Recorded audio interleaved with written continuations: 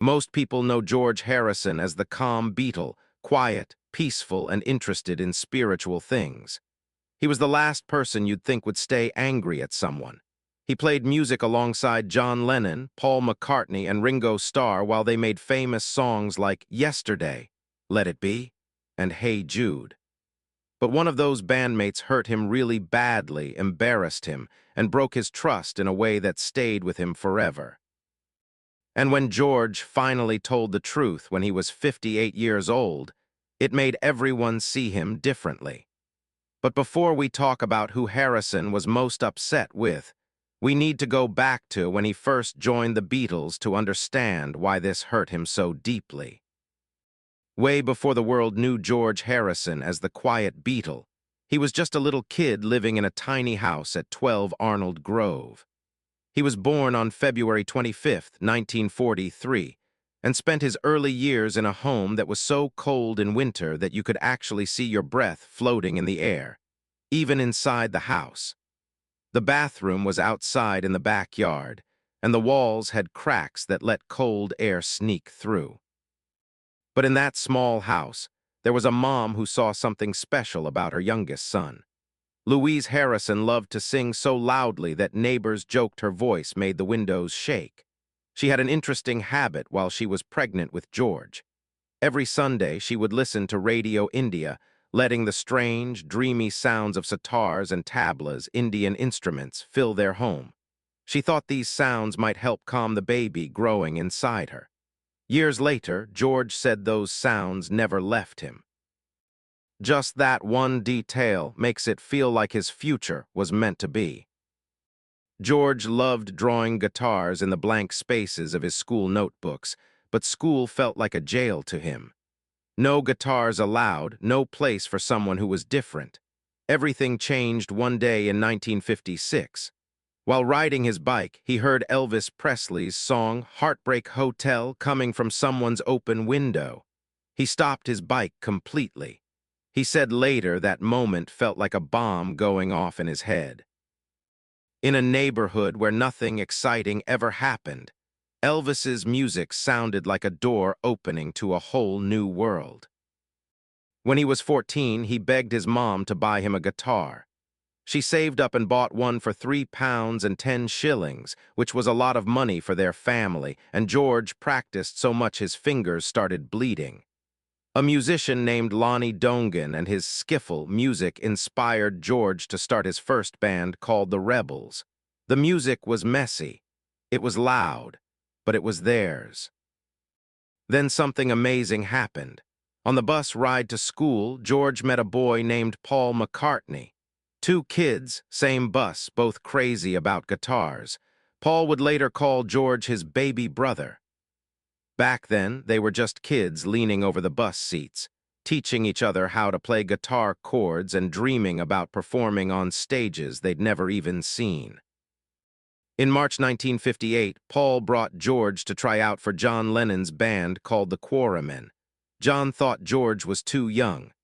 "He looks like he's 12 years old," John complained. But George played a really hard guitar part called Raunchy on a bus in the dark, the only light coming from a street lamp outside. After George finished, John stayed quiet, which meant everything. George was in the band. So there were just 3 boys from Liverpool with cheap guitars and impossible dreams. They had no idea that big egos, bitter feelings, jealousy, and broken trust would one day turn their friendship into a fight that would leave scars on them forever. John Lennon, the one who hurt George the most.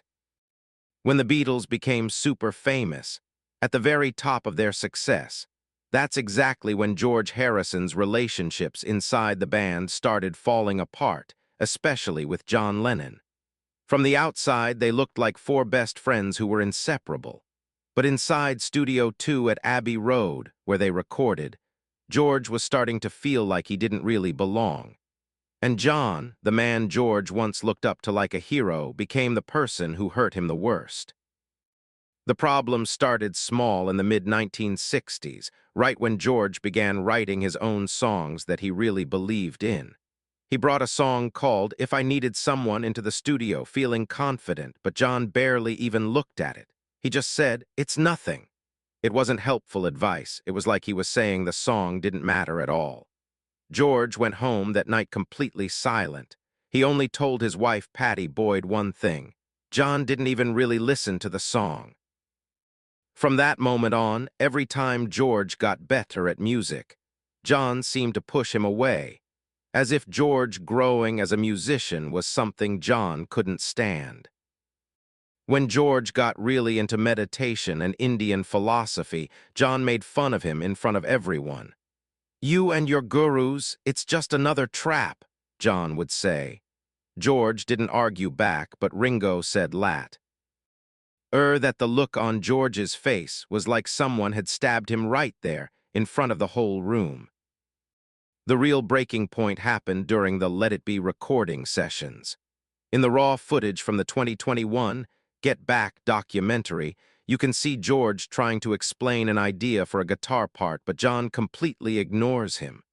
John's eyes just stare at nothing, like Harrison isn't even there. After a few really uncomfortable seconds, George finally lets his feelings out. "I'll play whatever you want me to play, or I won't play at all." And when the Beatles finally broke up, that hidden anger didn't just go away, it exploded. In 1973, during what people called John Lennon's Lost Weekend, a wild time in his life, George met John at a hotel in New York. Everyone expected them to have a nice reunion. Instead, when John casually said maybe they could perform together at Madison Square Garden, George totally lost it. He stood up with his face red and angry and yelled, "Where were you when I needed you?" Then, without any warning, he reached over, grabbed John's glasses right off his face, and threw them on the floor. May Pang, John's girlfriend at the time, wrote later, "John froze. He was completely paralyzed." It was the one moment in John Lennon's whole life where he was truly scared of George Harrison, the quiet guy who had finally let out everything he'd been holding inside for the 10 long years of being a Beatle. All the silence, all the disrespect, and all the pain of being abandoned by the person he once loved the most. Paul McCartney, the one George quietly resented until his last days. People always talk about George's problems with John.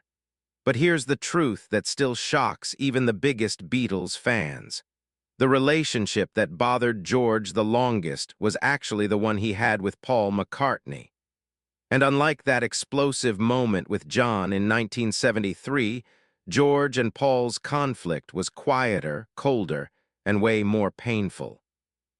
It started slowly, almost invisibly, during the late 1960s when Paul started taking more and more control over how the band's music should sound. George would bring in songs he'd worked on for months, and Paul would change them right there on the spot. Jeff Emerick, their recording engineer, remembered sessions where Paul would stand right over George's shoulder telling him exactly how to play every part. Emerick even wrote in his book that Paul micromanaged George into the floor. Emerick said later it was suffocating to watch. Harrison finally admitted the truth in a 1974 interview, a quote he only said once, "Paul ruined me as a guitarist." He didn't mean Paul ruined his technical skills. He meant Paul ruined him emotionally. Paul's constant criticism, constant bossiness, and constant dismissal destroyed George's confidence from the inside out. The worst example happened during the recording of Maxwell's Silver Hammer. George hated that song, everyone did, but Paul insisted they record it over and over and over again. After days of doing the same takes, George whispered to Ringo, "Why are we even doing this?" Paul overheard him and snapped back, "Because it's my song." That icy tone in Paul's voice stuck with George for the rest of his life. But the real breaking point came in January 1969. On the second day of recording Let It Be, George told Paul he didn't like how Paul kept telling him exactly how to play his guitar parts. Paul replied, "I'm trying to help you, George." George shot back with a sentence that Beatles historians say was the most honest moment in the whole film. "You don't listen to anyone else." That line was George's way of saying he felt invisible, next to the famous songwriting team of Lennon-McCartney. Even decades later, the hard feelings never fully went away.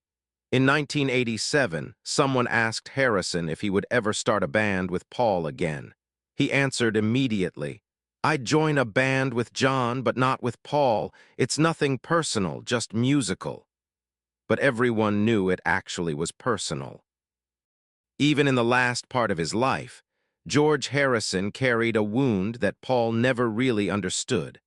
A wound caused by the heartbreak of a friendship that could never find the right balance. George Harrison's last chapter started long before most people knew anything was wrong. By the late 1990s, he had already fought throat cancer once, then lung cancer, and finally a brain tumor that left him weak but still determined to keep making music. Even while going through radiation treatments, strong medical treatments, he insisted on working on songs that would become his album, Brainwashed. His son Danny later remembered walking into the room and seeing his father whispering melodies into a tape recorder because his voice was too weak to sing out loud. The urgency in those quiet recordings said everything. He was racing against time. During the last weeks of his life, the pain got worse, and the doctors' faces became more and more serious. George understood what was happening before anyone had to tell him with words. He asked to be taken to Los Angeles to a private home owned by Gavin de Becker, where he could spend his final days surrounded by his wife Olivia and his son Danny. The room was set up with soft lighting, flowers, and the sound of devotional chanting, spiritual singing, that had been part of his life since 1966, not for show, but because it kept him calm during the sharpest moments of pain. As November 2001 got closer to the end, George found it harder and harder to speak. Visitors came in small groups. Ravi Shankar, his Indian music teacher, sent messages. Tom Petty, his friend and fellow musician, cried while holding the phone. Even Paul McCartney came to visit and say goodbye. The meeting was emotional, awkward, and strangely sweet. On November 29, 2001, surrounded by Olivia and Danny, George drifted into a quieter state. His breathing slowed down and his eyes softened. During those last moments, his family spoke prayers from the Bhagavad Gita, a sacred Hindu text, the very words he had lived by for decades. A final whisper left his mouth for those closest to him, and his body finally gave way. What happened next surprised even people in the music industry. His ashes were taken to India and released into the Ganges and Yamuna rivers, two sacred rivers, during a private ceremony that was arranged with incredible care. It was the farewell George had always wanted, spiritual, simple, and deeply connected to the beliefs that shaped his music. His legacy, however, continues to grow stronger every single year. Think about it. Here comes the sun, while my guitar gently weeps. All things must pass. The concert for Bangladesh, a charity concert he organized. His 2 Rock and Roll Hall of Fame inductions. These achievements turned the quiet Beatle into one of the most influential musicians of the 20th century. Even today, artists describe him the same way his son does. He followed his own path, even when it hurt. George Harrison carried that pain longer than anyone ever knew. And now you know the story he never said out loud. But what do you think? If you were in his place, could you have forgiven the person who hurt you the most? Tell me your thoughts below. And don't forget to like, subscribe, and turn on notifications for more stories the history books never dared to tell.